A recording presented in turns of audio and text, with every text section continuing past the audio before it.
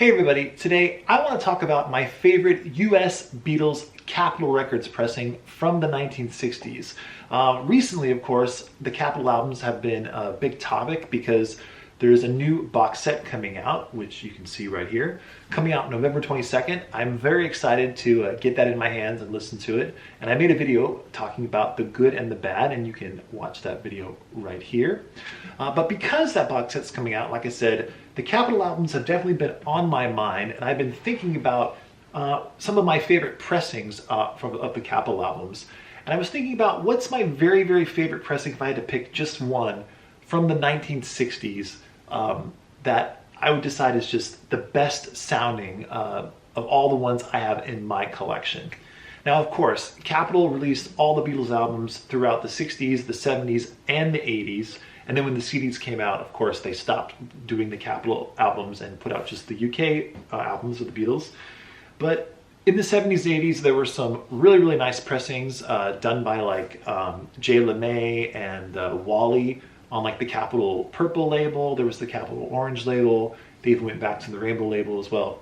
But for this specific video, I'm sticking to the 1960s. So vintage US pressings of Beatles albums. And I went through all of my collection, and I took a couple albums out a couple nights ago, and I had a couple that I thought might be in the running.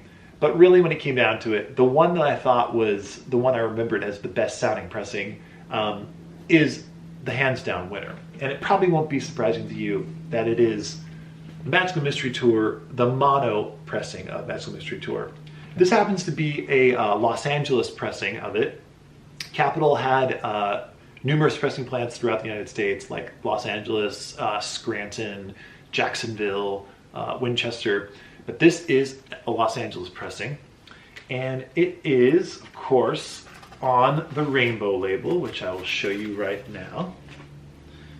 And for those that don't know, in the UK, Magical Mystery Tour was released on an EP. It was a double EP of songs from their film. And in the US, Capitol did not want to put out an EP because EPs didn't sell really in the US, at least at that time. So they, in one of the best moves that Capitol ever made, they put together this album of Magical Mystery Tour. And what they did was they put all the songs from the EP on side one, and then they put all of the singles, the A and the B sides, on side two from the year 1967.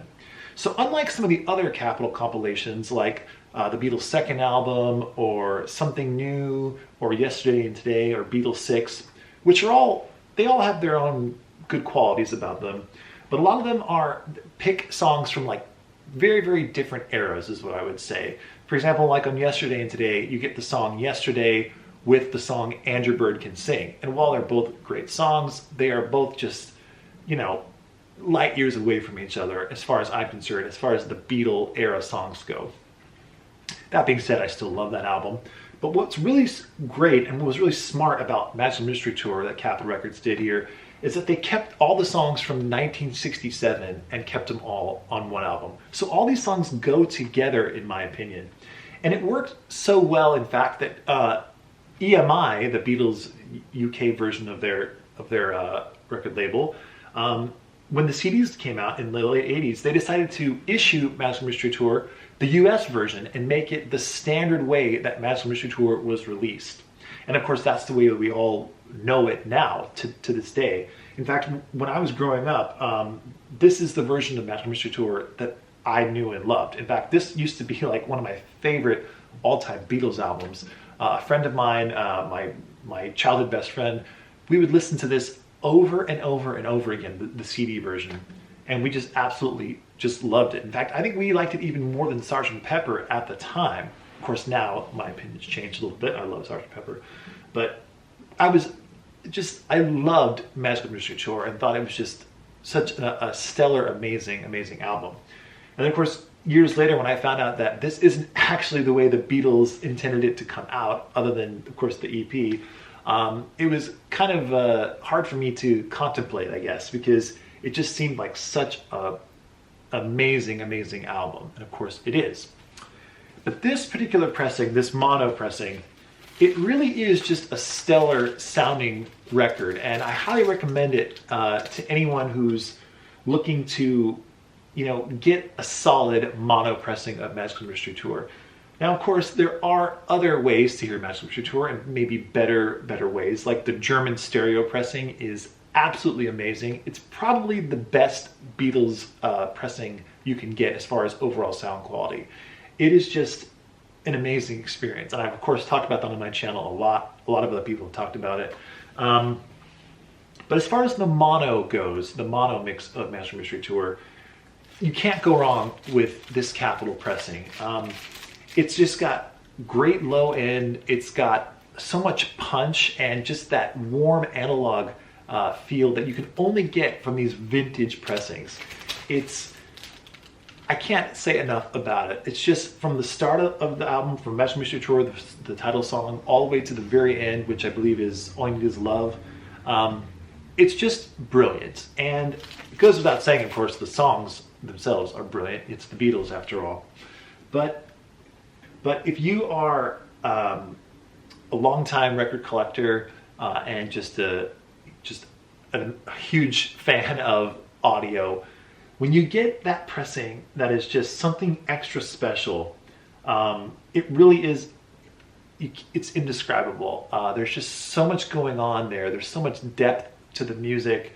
You can hear every little thing. You hear things that you didn't even know were there before. That's the kind of magic that's happening with some of these just brilliant pressings from the 1960s. And especially with like a band like the Beatles, if you're like me, you've listened to their music over and over and over again, different pressings, the mono versions, the stereo versions, the CD versions, bootlegs, anything you can get your hands on.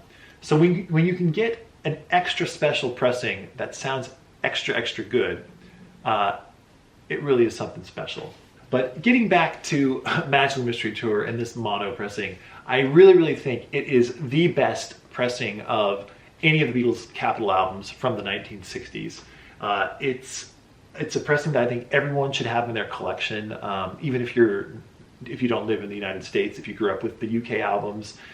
This is an excellent sounding pressing, and of course they did do a repressing of this in the 2014 mono box set, which also sounds excellent.